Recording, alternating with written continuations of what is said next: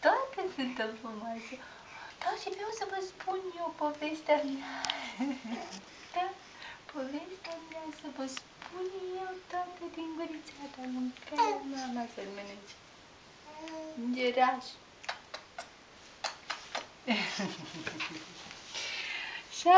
Și am eu așa o putere, da, o putere așa de frumos, da, iubiți, da, mâncarea mama ochisorii, da, frumusețe mică. Cine e frumoasă acolo? Cine e scumpă? Cine râde? Hai, spune, hai.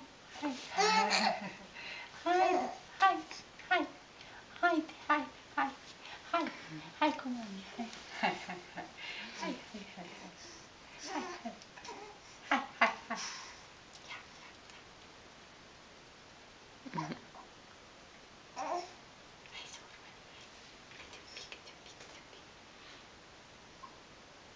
Serios?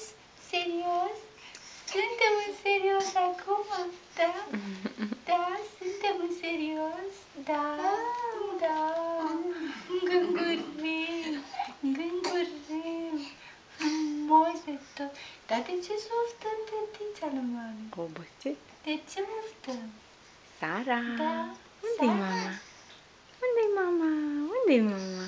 Nu se vede mami. Sara! Cucu!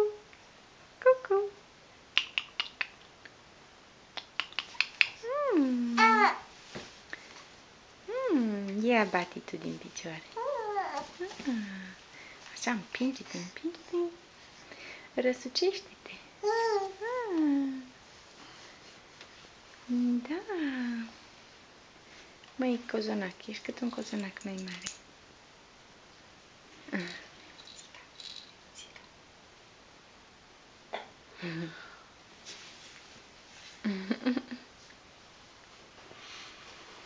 În ce n-ascârnai? Ce ochi cască, cum se uită la maimuță. Băi, e urât maimuța aia, e? Nu, partea aia lantă mai mult. Cucu!